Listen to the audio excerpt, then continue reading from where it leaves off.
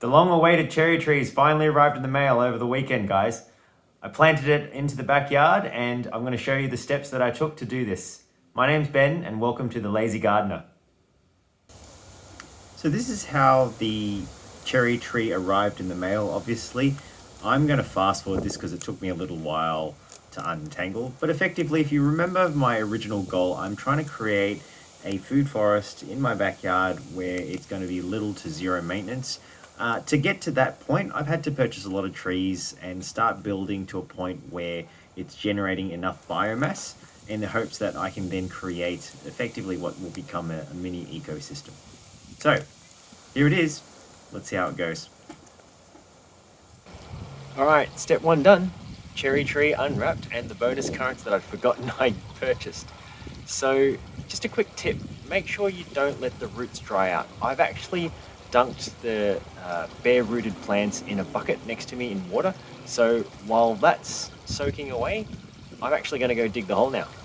So not a hole in the traditional sense, but more like a mound of dirt. I've done that because on my property at this side, or this end of the property, the water sits in the soil, or it's more like clay and sand below it, and it basically gets waterlogged. Now, a couple of years ago, as I said in one of my other clips, the Fuyu persimmon and the mulberry tree that I planted died, and I suspect it's due to waterlogging and just freezing or frost temperatures over winter. This time around, I'm mounding up the dirt, and as you can see, I've got a mixture of compost, some leftover seedling mixture that I bought from the department store, and some dirt. And I've made a little ring and a divot in the middle.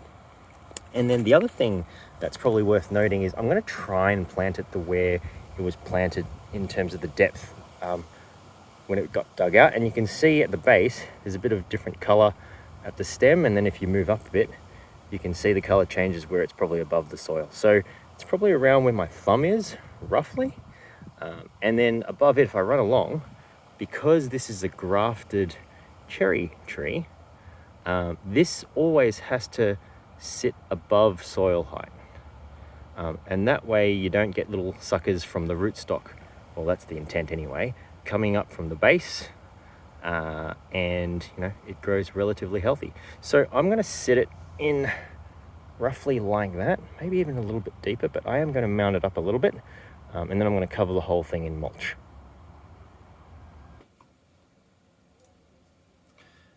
So I'm actually now planting the tree. Make sure the roots are not squished together and the holes are big enough for it to spread out. In this case, the root ball is not huge at the moment. And then just push the soil back over the top and slowly ease it in, holding it in place so that it doesn't tip over. At this point, I've kind of realized that I don't have enough soil mixture.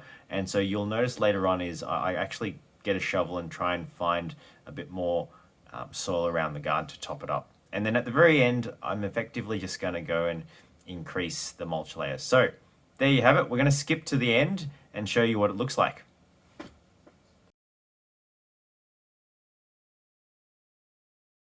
All right, there you have it, guys. What I've done just at the finishing point is just poured like 2 small buckets of water in. Got to have good root contact because the soil that I put in was not dry per se, but pretty loose. And so when I've just pushed it in, I haven't really patted it down. And what I usually do is the water that I pour at the very end kind of settles all the soil in and has good root contact. Like, to be honest though, guys, I mean, looking at this, it actually looks like it's dead, but I mean, I'm sure it's not. I mean, the color on the stem looks pretty green where the bark is anyway, so I'm assuming it looks pretty healthy. And you can see the little, let's see if I can see that in here, little nodes on the stems where all the shoots will come out. They look pretty good on closer inspection, but we'll see how this goes. We're kind of, what are we now? End of July, so yeah, hopefully this does well and hopefully it doesn't get waterlogged and die from too much moisture in the soil.